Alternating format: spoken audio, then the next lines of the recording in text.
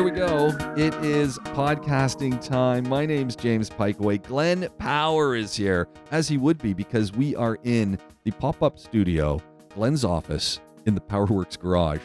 And I've got to say, Glenn, a few minutes ago, well, just before you arrived, DJ was out back there working on a Cutlass Supreme, I believe, with a grinder. And it sounded just like the dentist's office that I'm going to after this podcast. So I was starting to tremble. But what struck me about the Cutlass that you guys are fixing, and I had to ask him, I said, is a Canadian guy own this thing? Because he had quite a few tie wraps and rope holding things. So yeah, he's got the sort of Pikeway repair kit. If you're watching us on YouTube, welcome. Spotify, great to have you with us. 100.3, the home of news, sport, and conversation right here in Dubai. Hello. Great to have you here as well. This is big time. Big changes coming on for me. As you know, I'm heading back to Canada. We're going to keep podcasting, though. Yeah. We're going to take advantage of technology, and we might even podcast more than we do now because I find a million reasons to not be here. So, well, yeah, you're just going to be free. What's it going to be like, James? Free. Well, you think you're going to be free. Actually, probably shouldn't have said that. Yeah, it's going to be a different. It's one of the words a lot of people keep using. So we've been here 24 and a half years, and as you're leaving work and things, people saying, so you're retiring. And I resisted that for a very long time. And I said, well, I guess technically I am retiring. Well, it's semi-retirement. Yeah, well, I'm retiring from here. So yeah. I still need to work. So that's one thing. Yeah. But it's an opportunity to do different things. Yeah, and you're doing it on your own terms. Exactly. Which is good. Not a lot of people get that. No. So really excited about the opportunity. The cold, I had respite from the cold, ice, rain, wind, freezingness for 24 and a half years. That's pretty good. Now you see, if you were moving in June or July, you'd have a different thought about that. Well, you'd be thinking, I can't wait for a bit of cold. But now, like, the climate, apart from the mosquitoes, everything's perfect. It'll be fine. We go there, the coldest months will arrive, and then it's going to be spring coming. So we're going to see, the good times are going to be there. So it'll be different. It'll be fun. You might have a white Christmas. I'm almost certain we will. Yeah. So it'll be great. Well, you're heading back to the UK as well. Yeah, we're going to Munich. We're going to the Christmas markets on a week today. Wow. A week today. So yeah, off to the jewelers when I finish this. Nice. Got to go and get some presents that I was supposed to order online, but I missed the deadline to get them in time. Oh, yeah. To be fair, last time I was supposed to order from the same place, I actually got the jeweler to make it.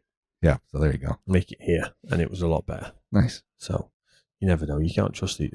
Like, online shopping has become.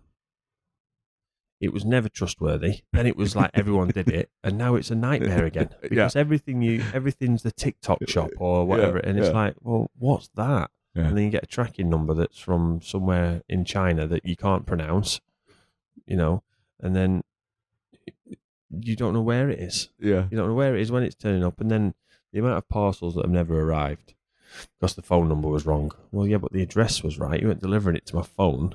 You deliver it to the address. So, yeah, I'm sure it's all a scam. But we'll go down to the jewelers. They'll sort it out. And, then it's TikTok, a bit like you, but not as fast, obviously. Yeah. And then hopefully we'll get a bit of snow in Germany. We'll have no snow in England. No chance. No chance of that. Maybe a bit of rain. There we go.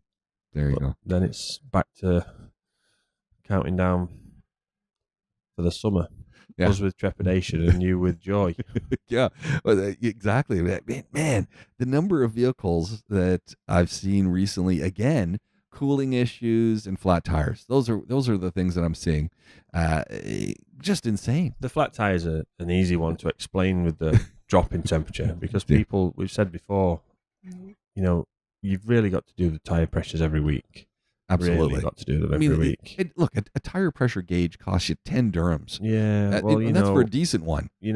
Most of the time, like, what people don't realise is when I go back to the UK and get in that rental car that's cost me £1,000 for 10 days, but whatever.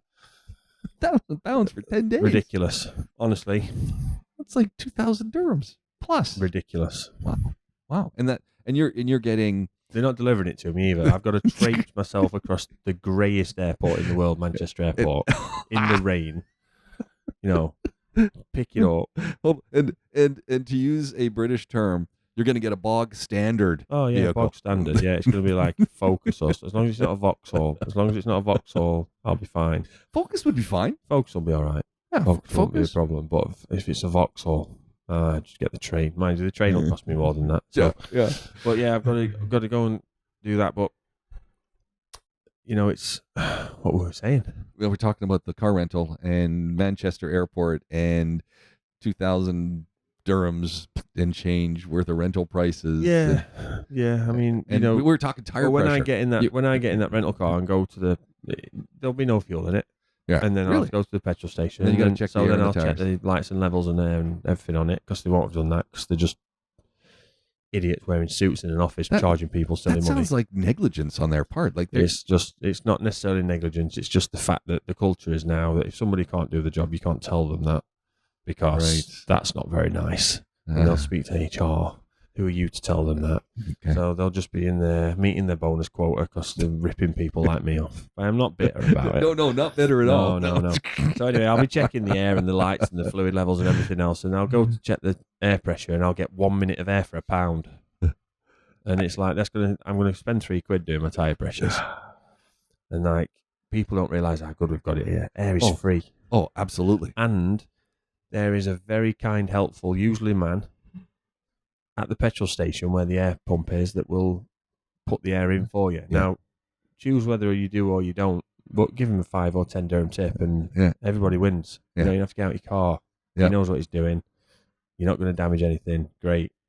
And he knows what's going on with that filling hose that's probably been overused, and he knows how to make it work. Yeah, I mean, how many times have you pulled up to one and the hose isn't quite long enough where it's been cut, repaired, and like he knows the sweet spot where he can get all the way around your car. And you ain't got to move because that's embarrassing. I've done it. Pulled up, done the front two, and then tried to save face and gone and done the rear ones at another place. No, I've pulled up, done the front two. Oh, I've got to move the vehicle, and then I've driven over the hose. Yeah, trapped the hose. People are looking at me like, dude, you ever driven before? Yeah, nightmare.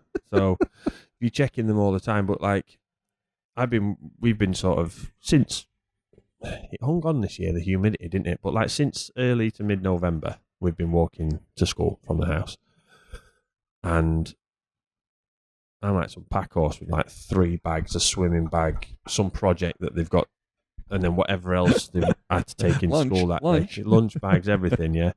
Water bottles. So the kids are off down the hill on the scooters. So I'll get walking to school, and the last couple of weeks, it's been fresh, like not sweating on the way. Yeah. Like even in November, I was just sort of sweating on the way. The last couple of weeks, the temperature's really plummeted, and the temperature has an effect on pressure. So the higher the temperature, the higher pressure. The lower the temperature, the lower the pressure. And if you're not checking your tire pressures properly, or let's say you're topping them up after a long drive home and you've stopped at the last petrol station before you go home, so you don't have to do it in the morning, and then you do it with hot tires. Yeah. The pressure's different, and then it cools down overnight and drops 10, 12, 15 degrees. And the next day it's flat. Then you go over a speed bump or you hit something in the road. Done. And then it pops off the rim. Yeah. And it happens all the time. I've seen 3 of those. 3 of those this week. Yeah, because the pressure's dropped so quickly with temperature, people don't really appreciate it. And when we've got a lot of high-end vehicles on the roads here, they're either super low-profile tyres, so they're not taking any stick, or they're 4x4s, SUVs, and they've got big bulging tyres that as soon as the pressure drops, it's very easy to pop them off a rim. You go up the curb to get onto the sand to get to the school car park because you're 10 minutes late and you've dropped it off the rim. Every day. Happens all the time. Yeah. So, yeah, we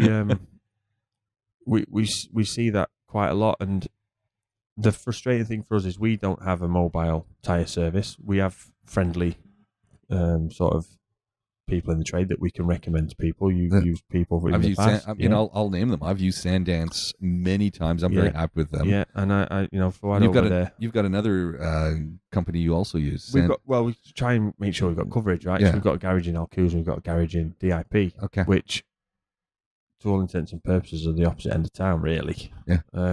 Especially with traffic. So we try and have coverage on both sides. So yeah, we can, but it's very frustrating because people call us and need a solution. Well, and that's the thing. I mean, first of all, you're always giving people bad news because you've got to tell them, hey, that's going to cost you 10,000 dirhams to fix. Yeah. And the second thing is people always need their vehicle fixed now. So when they call you, it's never preventative. It's always, yep, tires off. What can I do? Yeah, we've had, me and DJ were talking about this yesterday. I was talking to Pete from Borg and Beck yesterday. We went to Auto Mechanica. And how was Auto Mechanica this year? We're going to talk about that in a second. A little bit improved on last year, but it's still not great. I think it's too close to the end of the year, too close to the Exodus, and I think it's too close to the Frankfurt one, the big one. Yeah. And I think a lot of them, obviously we get a lot of the Eastern Asian exhibitors here, as the rest of the world do, because they're huge, but it's close. We're close. We're a good travel hub, but it's not great. It's not like it was a few years ago. But no, we were talking and we were saying how I'd read an article in, I think it was National, saying that people were quitting Khaleej Times. People were quitting their jobs because of traffic. I believe it. I've taken from Al Fajan, I've taken 50 minutes to get here this morning, and it was 30 of that was just getting from my exit on Sheikh Zayed Road through Al Quds. Oh, that's insane. Now, there's a few aggravating factors to that. One of them being that they're putting drains in. Right. So all the roads are from two hugely wide lanes, which often people made 2 lanes each side. We're sort of down to 2 very, very narrow, possibly pushing it in only really 1 lane. So it's difficult. I get that, but yeah, I read in the Khaleej Times that people have stopped and quit their jobs because of travelling on the roads, and I think it was on I forget which radio station I heard it on, but somebody's saying that one of the government departments, it may have been Dubai Municipality, had encouraged flexible home working for people that can because of traffic. Probably, I bet you it was 100.3, the home of news, sport, and conversation. But because of traffic.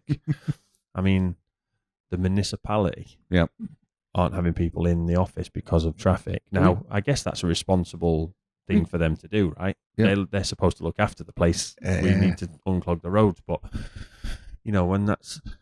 And it only goes and speaks to the success of the city. Obviously, it attracts a lot of people. It's but I had to get a cab back from Auto Mechanica yesterday because Pete had meetings and I had to come back early. We're just busy, and I was talking to the cab driver, and he was saying that he's really, really busy with tourists, and he said last year it was not, and this year it's really picked up with tourism. So the city's thriving in that regard, but it makes it tiresome at times. But we get busy from it. Yeah, you guys are slammed out here right now. Yeah, we're busy from it, which is unusual for December.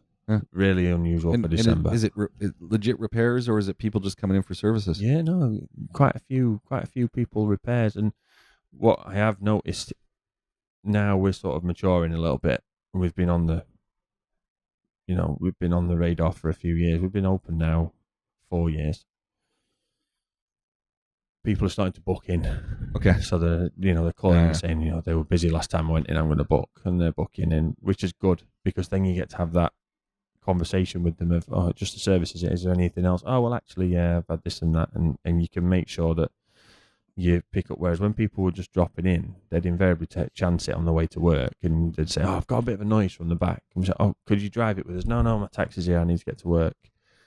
We don't get to replicate the issue with them, and it can make things quite difficult. So that's been a noticeable change. And considering we've got a reduced carpool size, the actual number of cars that we can work on went down after the floods. So many of them were written off, and so many of those people replaced them with new cars. And used cars don't appear. Right. They were there or they weren't. So if they replaced them with a used car, that was just someone else's used car. So they've replaced a lot of them with new cars. The amount of Chinese cars here that are on a good, it's extraordinary. Like it's a good deal. It is extraordinary, the number of Chinese cars. Yeah. I mean, wow. I look around and I constantly just say, wow. And some of them look pretty sexy. Some of them, but I wonder about the longevity. We've had this discussion before. Yeah. Well, interestingly, yesterday at Auto Mechanica, me and Pete had a bit of a shopping list yesterday when we went there for a couple of things that we're working on. And so we were looking for suppliers for certain things. And Pete obviously meets with their existing suppliers from Borg & Beck and tries to make contacts for any new lines they want to introduce.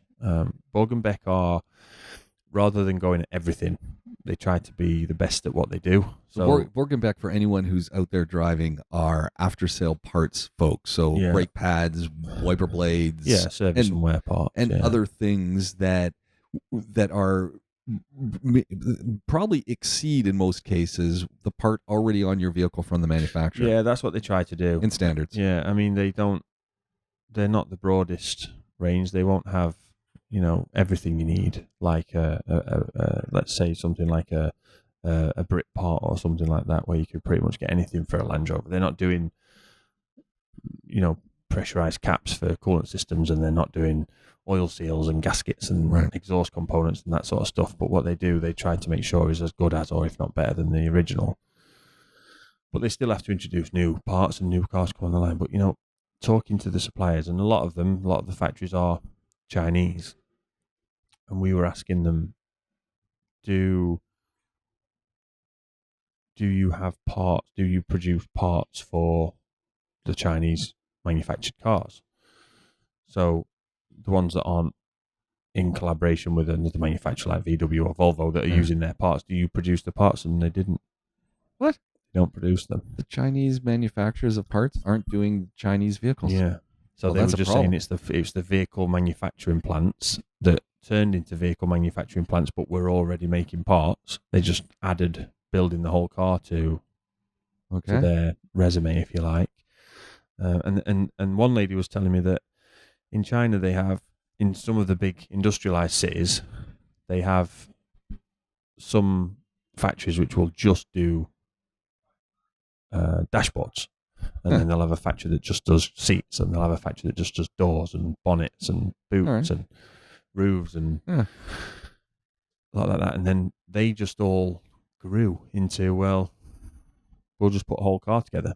And that's why there's so many different car makes coming out of China. I mean, it's a huge place, obviously, and it's a fifth of the world's population. Maybe. And they're obviously hoping they can tap their own market. Yeah, but the parts manufacturers aren't the traditional, shall we say, parts manufacturers that are possibly making OE parts for Volkswagen Group and Volvo, as we've said, and other parts.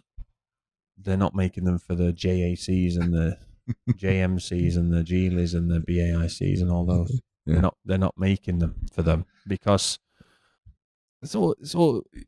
We've got folks right now who are driving these Chinese cars, and they're enjoying it. They're laughing. They're saying, "Hey, you know what? I got great quality. I didn't spend as much as I could have spent if I went for one of the big 8 manufacturers." Yeah. But if they need parts, hopefully, where they bought the vehicle from, hopefully those dealers, big BYD dealer on Shakeside Road, hopefully their service center has the parts to fix their cars. Yeah, I mean, and this is anecdotal because it's only us. We don't represent the whole world, obviously. We don't represent the whole market here. But we really struggle to get parts for the Chinese marques. Really, really struggle. And a lot of the times we've had certain cars where the dealerships have closed. These cars are so cheap, and it's sort of like, it's one of those situations where you step back and think about it. You're buying a car, which is great value for money. That's fine.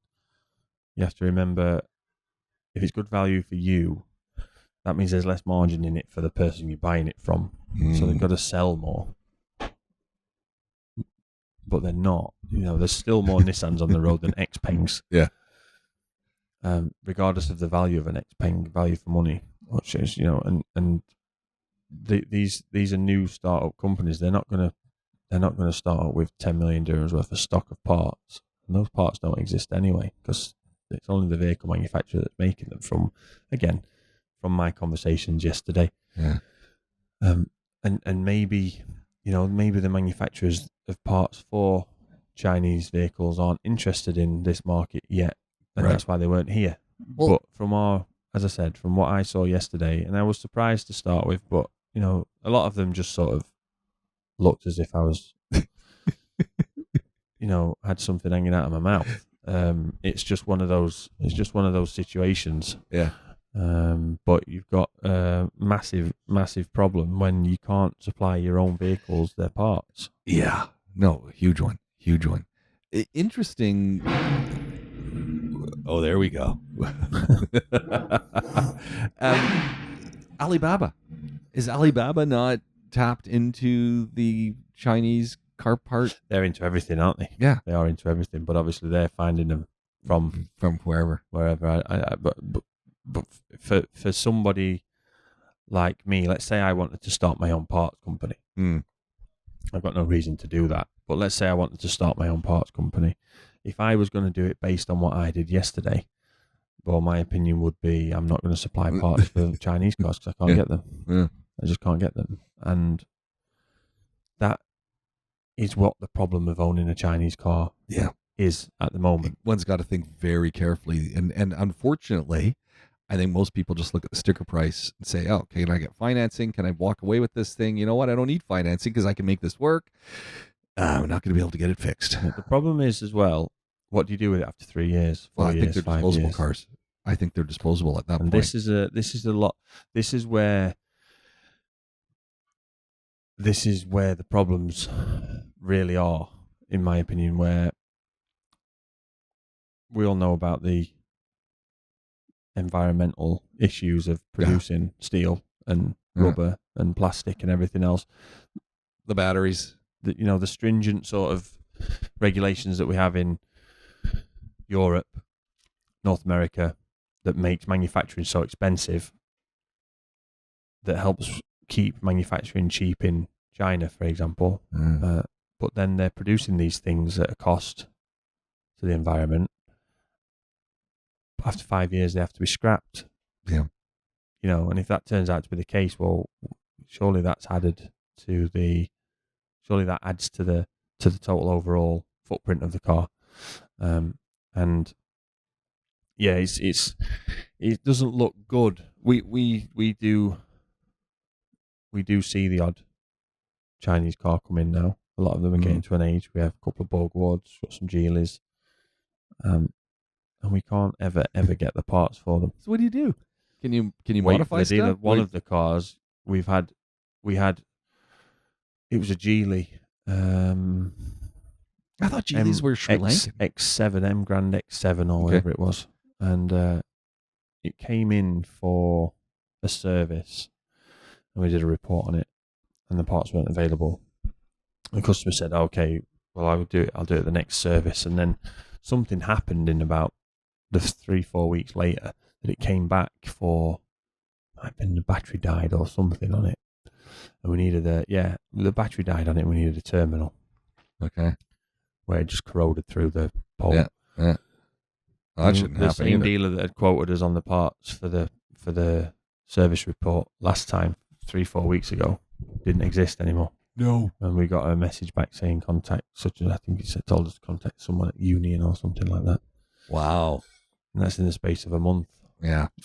So like I say, it's anecdotal and it's only our experience, but people can ask us advice. We can only give our own experience, and it becomes a real issue. But then again, all the trouble VW are having, yep, we're not be able to get parts for them soon. Yeah. So it is what it is. It's been a bad time, and now obviously we're about to see a massive price hike because all of these targets for EV sales for the European manufacturers, what they're doing is they're just refusing to deliver cars, right?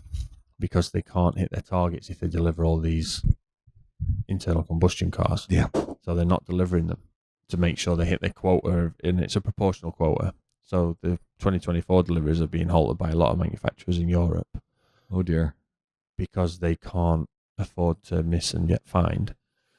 So then that means, well, people aren't taking to EVs as you thought they might. They're probably not the answer right now, certainly in this form that they're in. But no one is going to change their mind on it. The government always wants to stay and save face. You don't get a politician apologising and saying I was wrong. So the manufacturers will do whatever they have to do to not be fined. So they're not delivering cars. So it's, we're just sort of getting over supply chain issues. And boom. Now we're not delivering the cars anyway because we can't. We started off, we were talking a little bit about the dilemmas of online buying of things. Yeah. Amazon Auto in the U.S. got 48 dealers who, I mean, it's basically now being done with Hyundai, but 48 different places where you can go to Amazon Auto and you can buy your car through Amazon. Go pick it up at the dealer. No hassle, no haggling.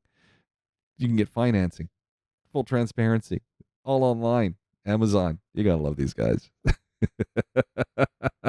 There's no, buying a car really once you've got your documentation, which you can approve. If you can do that online, there's no reason that you can't do it. There's a lot of dealerships that went to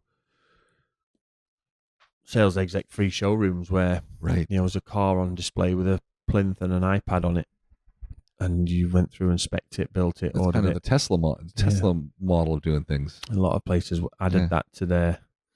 You go in McDonald's now. You don't have to talk to a human. You can. Yeah, what happened? I went on the screen. I went to a McDonald's, and I am not a McDonald's. I like going every once in a while, and when I mean once in a while, a year or so. Went in. There's a hostess. There's the screens, and I'm looking around, going, what happened to the regular counter? When did this all happen? Yeah, I was shocked. Yeah. So I mean, there's no reason it can't come to cars. But what I would say, I still think you want to go kick the tires and having a sales executive tell you, oh yeah, you've got 3 kids at that age. This car's not going to fit the seats in. I had one on demo, or we've had I had another client that bought one and they traded it in 3 weeks later because they couldn't fit the seats in, or you play golf or your clubs won't fit. I really do want a sales rep who's been around one, who's driven it around and can tell me this is what's good about it. These are things you're going to need to think about. And of course, they want to upsell me, so I don't mind hearing that. But the human element, it's not just all reading it and watching the videos.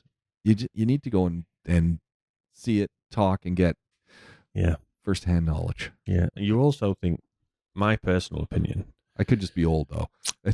Old school. Yeah, but I think we've already mentioned a few of the key reasons why you need to speak to a person about the car that you're potentially going to buy. But also, considering the way it is these days, most people aren't going to be able to afford to buy a house of a certain generation, right?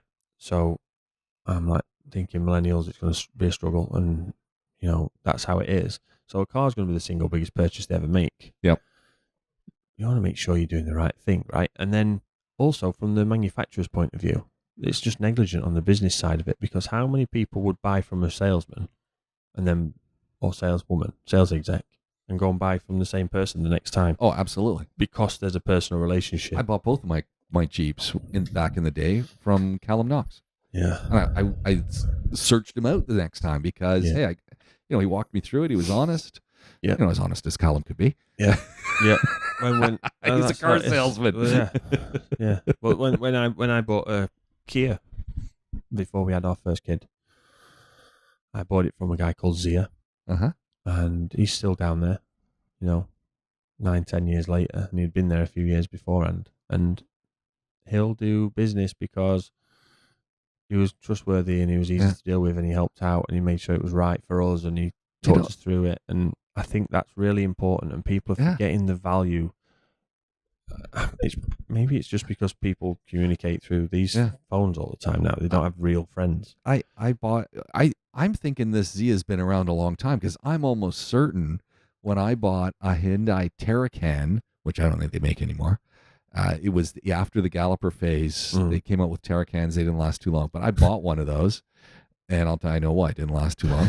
And I'm pretty sure I bought it from Zia as well. Yeah, probably. Been there a few years when I bought that. Yeah. That would be about right when we start backtracking it. So, yeah. Oh man, it's but but it's we're the going to do away relationships with that, Yeah. and people are going to start buying on a fancy video. Yeah, and then you get it. It's like, whoa, yeah, the video's been made by Sora.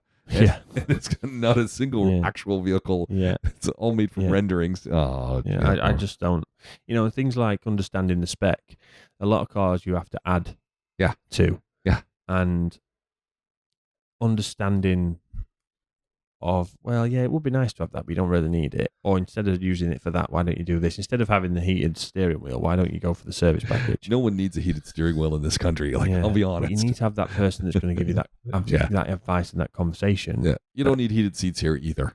No. No. You get a car with heated seats, that's a waste. Big time. Yeah. Big time.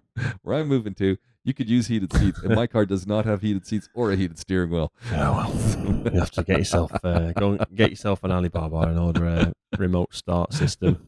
And you can start it up in the morning. Doesn't have remote start either. You're right. I need that.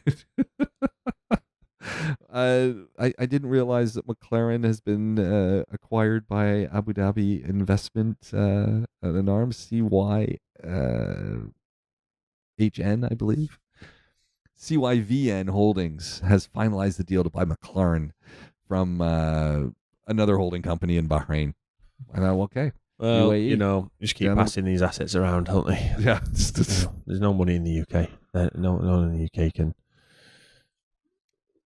afford that business that's got any sort of common sense. I mean, you've got. I like the McLarens. I like those. So we'll see. You got nice. They've took over the old Audi approved showroom, haven't they, on Sheikh Zayed Road there. We'll see where that all goes. I thought that. So my Jeeps are gone.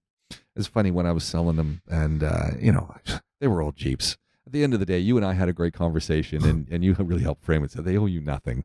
There was no mortgage on them. There was no loans. I mean, I've driven the life out of both of my Jeeps, and so you got walk away cash. It was fine. The wife was saying we could get more, and I'm saying, really, how many more visits do you need to do? And so anyway, got it done. And it was funny because one guy's looking at it and he's going, there's some rope holding pieces of your car together. And I looked at him and I said, they're going around and they're doing the paint thing and all that. And I'm looking at the guy and I'm going, honestly, just ask me the questions. I'll tell you. You want me to walk you through this thing? I can tell you where all the leaks are. Yeah. And I actually said to both times when people came looking at him, I said, just call. I'll give you Glenn Power's number. Give him a call.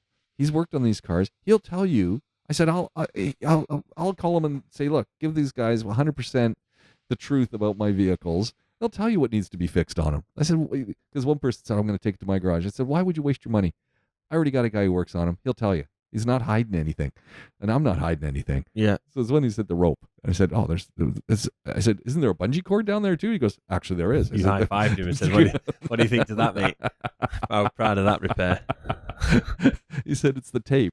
Says, you got gaffer tape too. I said, oh, yeah. It's wild, yeah. People with those paint gauge things. They're going around paint gauging. And all I'm thinking is Colin Thomas.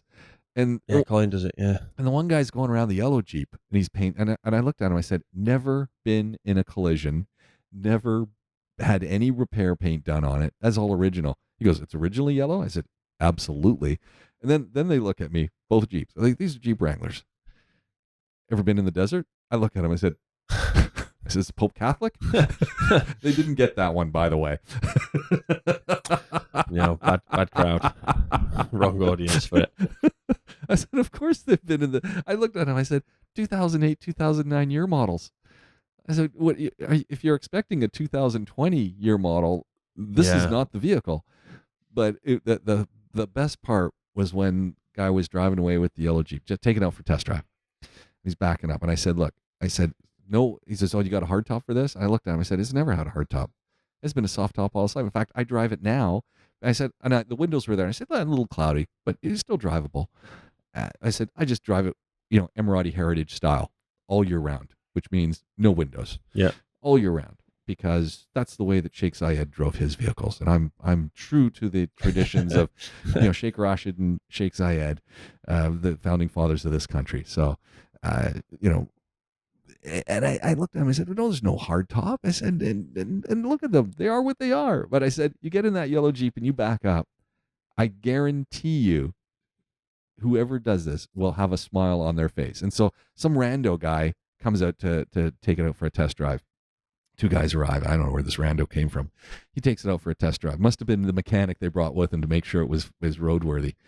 And he's backing it up, beaming smile on his face. And I look over to the guy who's buying it. I said, look at that. Look at his face. I said, that Jeep, that's what you're buying. You're not 4 wheels that make you smile. I said, you want something that's going to throw up sand? Not the Jeep. I said, you want something that's going to break speed record? Not the Jeep. Yeah. You want something you're going to get into? Hot, cold, in between, desert, city, parking lot, going over the curb. This is the Jeep. You'll always have a smile on your face. And anyone looking at you will also be smiling. But the funniest thing with everyone who came and looked at the Jeeps was there were many people who were just kicking the tires and they were, fantasizing about owning a Jeep Wrangler. And a lot of people said, oh, yeah, I really want to have a Jeep, but. And I'm going, these are my daily drives. There's no but. And they go, yeah, but. And it's like, nope, driven them to Abu Dhabi many times. Is it, I'm driving now an FJ Cruiser. No soul. And we had that. We've mentioned that, yeah. Yeah, zero soul. Now, the one thing is, you could get speeding tickets in that thing, whereas on my Jeep, you're never really going to get a speeding ticket. This thing's got it really accelerates nicely, and you hit 100 fast, and you don't even realize you're doing 100 kilometers an hour. So great acceleration, beautiful over speed bumps and stuff. Wonderful suspension. Again, it is not a Jeep. No, it's not a Wrangler. Yeah, that's for not sure. At all. It's comfort level. Yeah, it's okay. It's just weird. The big complaint I have, and the wife has driven it once. She doesn't want to drive it. She just said, yeah, I said, the blind spots. Man, are there blind spots? Yeah. I'm constantly, and now today we got a dog cage in the back that takes up the entire back of this vehicle. Yeah. I can't see anything. Nope, no chance. No, they are bad for blind spots. Wow. Yeah, the windows are tiny on them. Now, here's a funny one. So they ended up with this FJ because my neighbor likes to buy and sell cars. It's his hobby. And I look over at him and we're getting ready to, he's going on vacation. I said, man, I got to go rent a car. And he goes, well, why are you going to rent a car? And I said, well, because we're out of here and stuff. And he goes, I go, hey, actually, I look at him and say, actually, you got a couple cars. Can I rent one off you? And he goes, absolutely not. And I'm thinking, all right, neighbor, thank you very much. He says, but you can just drive it. He says, I'm selling it anyway. So this is the part of the story that becomes funny. So I go to he gives it to me. Of course, it's empty. He did get it washed, and I'm saying to the wife, we got to go get this thing washed before we give it back. She goes, why would we do that? It's going to be parked outside. I'm going, if he washed it, giving to us, I have to go get it cleaned inside. Yeah. And the wife's not thinking like that, and I'm thinking, no. Definitely the right thing to do. She's going, that's going to be a waste of money. I'm going, it'll be the best 50 dirhams we ever spent. Yeah. And we'll leave toll money in it as well because But I go to the gas station to get gas. He did not give me the full instructions on this vehicle. So it's filling it up with petrol. And I'm sitting there, and what do you do when they're filling up with petrol? I'm not watching the gas gauge. I'm on my phone. And finally, they hear the click. It stops. The guy comes over and he goes, wow. He says, everything really takes a lot of fuel. And I'm going, it didn't click at first. I'm going, it takes a lot of fuel. What are you talking about? He goes, does that last more than one week? And I'm going, what the heck are you talking about? So I tap for it. And I said, well, how much was this anyway? He goes, 400 dirhams. And I'm going, 400 dirhams? I'm thinking, this thing better last longer than a week. Well, I guess it's got a double tank. Double tank. He neglected to tell me this. I feel so. Fortunately, I've had it for over a week now. I've used half the tank. Yeah. So fine, but man, that would become an expensive proposition. Yeah, that one time you have to fill it every couple of weeks. Yeah, that's a big one. Yeah, sat in the fuel station for an hour. Yeah, might as well have an electric car. Yeah. Yeah, and I'm not 100% sold on the third door to get into the back on one side. It's got that. No, rubbish. No, I don't. They're a little bit too lightweight and toy-like. For me, but they are very capable. It's a wonderful vehicle. It's great off road. Yeah, it's just I keep biting my tongue because I'll be comparing and things. I'm going, hold on a second. This is a really nice vehicle. It's just when you're used to something. Oh, exactly. Yeah, you're something. Even with all of, and this was the thing when I was getting rid of the Jeeps. And I'm saying to the guys who are looking at us, there's a little bit of a water leak, a coolant leak. And of course, I was using the DJ technique. And he said, well, DJ had looked at them one of them before, and he said, "Yeah, there is a little bit of a leak." He says, "It's going to be major at some point. At some point. How long are you willing to keep filling up the reservoir?" And I kind of went, I've got no problem with doing that. Yeah. He says, "But it will go, and at that point, you're going to need to get this thing fixed." So it's a bit of a roulette. Yeah. So and I the guys are looking over, and I'm honest with them. I said, "Yeah, you're gonna have to get this looked at because clearly it's gonna need something. Looks like a little seal, I think, probably water pump seal." I said to them, and they were happy with it. They said, "Yeah." Like you say, James, at the end of the day, they're buying cars that are 15 years old. Yeah. That's what they looked at, and they said, they said, "How many more leaks does it have?" I said, "It doesn't leak oil." Yeah. It doesn't leak any oil. There's no doesn't burn any oil. There's no major diff leaks. Yeah. This is a their big question is, how's the transmission? I said, seems okay. Doesn't judder, doesn't do this. How's the four wheels? It goes in and goes out. I don't know. Yeah.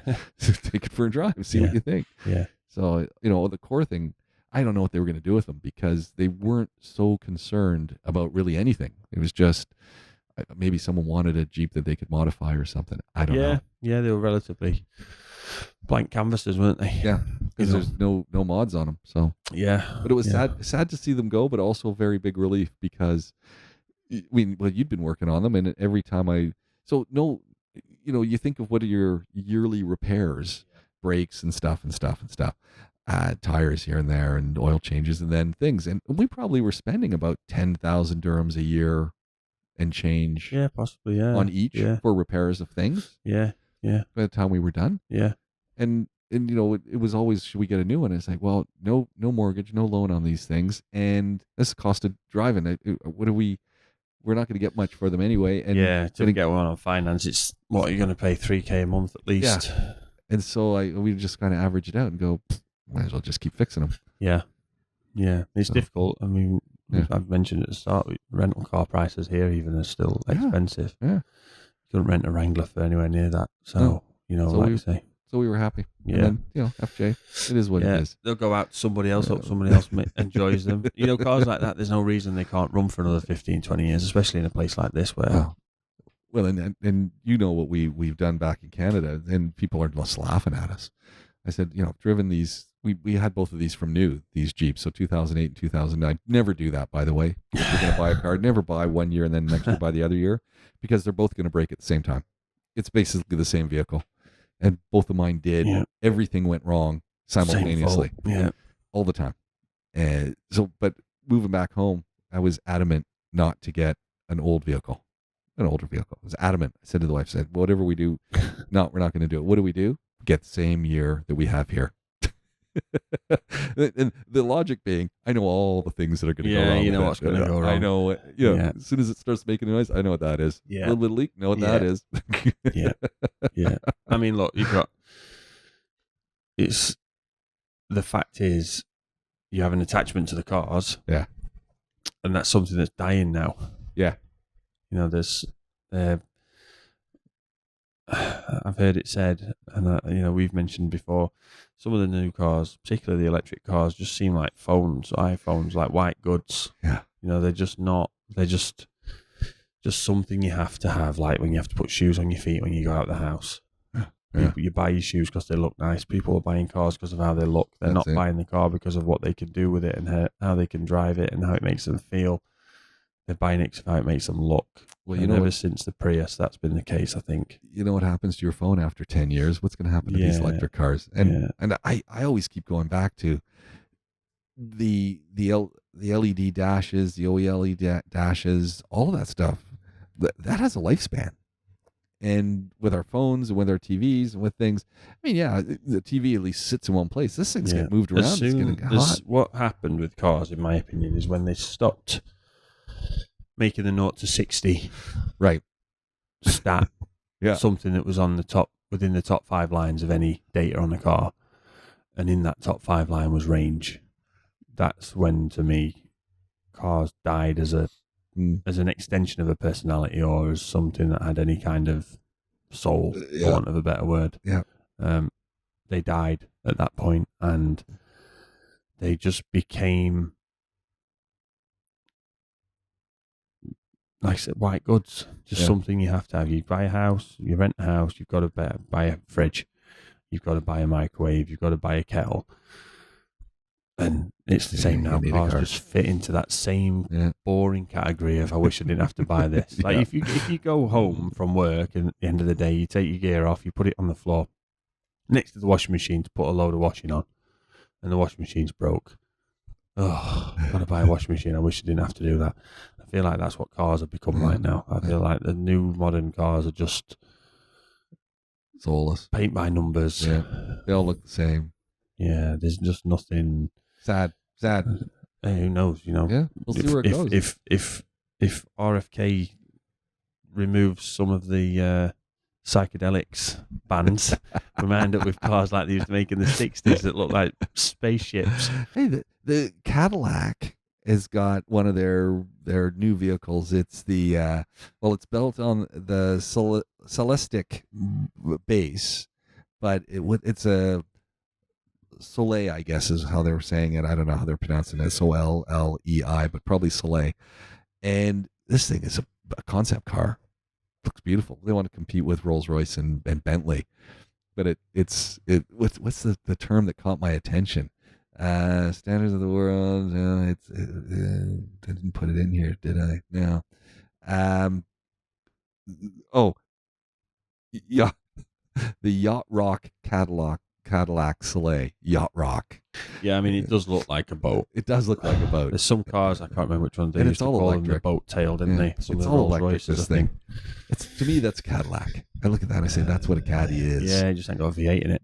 No, it's all electric, which is a problem. But put a big bold V8 in that thing and have fun. Yeah, I mean I bet you it's got a suspension that it just rolls over the. There's three things I can tell you just by knowing it's Cadillac. The AC will be amazing in it.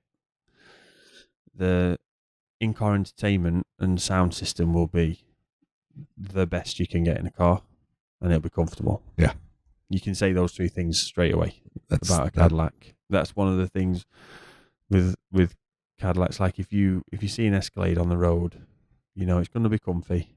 The AC is great and the sound system's great, and that's particularly for the way Americans used to do it, where they just were because they knew what they were doing with the engine. Yeah. The engine was going to be a V8. The suspension was just going to be an afterthought, and it was just going to go that way. No, this is. I love that. I love the rolling suspension. It's kind of like you're in a rocking chair. Yeah, but it's only to get you to and from, isn't it? Yeah, they're not worried about Alpine Pass or anything like that. So, but you know what you're getting with a Cadillac. Exactly. Exactly. It's just interesting, you know, with the whole EV thing. Yeah. You know, maybe the fun-looking cars are coming back. Who knows? Yeah, but like, you know, is it California having brownouts? Yeah, because of the strain on the grid, and they're asking people that everyone has to have EVs by I can't even remember when it is. Like soon, isn't it? Yeah, but there's no power to do it. There's no power to do it. Yeah. No, and you got to find sustainable energy as well. So it's horrible situation. I went to a talk on Tuesday at a school that my children go to. It was a professor from the University of Wollongong here in Dubai, and he was talking about hydrogen. I assume he was a chemist, and he was talking about hydrogen fuel and how typical scientist, how blue sky he was. It was the future for particularly for this region because of how we can make it using solar power, which is free and doesn't really harm, and all that jazz. Now, what was interesting about that was how they were talking about he still believes that EVs are the future for individual transport, privately owned passenger cars. And Dr. Stephen Wilkinson, Director of Research. And it was a very good presentation and talk, but there's so many different ways of making hydrogen. Yeah. And at no point did they mention nuclear power. Yeah. And I'm sat there thinking, We've got nuclear power stations. And why aren't we talking about it? Because, yeah, things can go bad with them, but we're better at it than we were then. Yeah. And also, Chernobyl kind of happened through a bit of negligence here and a bit of underfunding there. Yeah. You know, the one in Japan after the tsunami was after a tsunami, and it still didn't melt down and cause massive problems. So we could stand to make nuclear power, make hydrogen. Maybe it's time. And we can manufacture a car. We make steel. Yep. Manufacture steel here. We do cabling, copper. We do aluminium. We can make hydrogen. Yeah. Why not? Yeah, this is the time. You know, hydrogen's going to be used as an aviation fuel. The next 10, 15 years, they think they'll have one in the air for testing. Well, there's nowhere that says aviation like the UAE. Exactly. You know, exactly. I mean, you're going to see it next Tuesday. Probably one of the busiest days over the year, isn't it? Yeah, it's going to be insane. And the amount of this place is well positioned for that. And you know what? I think if it becomes a case of well, it's national pride because the UAE makes its own car and we power it. We can power it with hydrogen that we make. The UAE already exports hydrogen apparently, and there's a few hydrogen fuel filling stations here for some of the hydrogen. And in the Middle East, the UAE and Lebanon are the biggest users of hydrogen cars already, and it seems to me that there must be something going on in the background because UAE is always up there wanting to be the first, right? All the mistakes that have been made in the past by other countries, we tend to sort of do well here by getting behind the right thing. And I think hydrogen solves so many issues. And the worst part about the presentation for me, he had a map, and I wish I'd asked him to send it me. I might email him for it. It was a map of the world, obviously, the whole world. And it had a colour code of where you could make hydrogen and how. And it was green for certain types and darker green for others, and what you could do with that hydrogen, whether it was exportable or whatever. The whole of the sort of northern hemisphere, except for Africa, and then a massive swathe of the southern hemisphere, except for the central part of the southern hemisphere of Africa,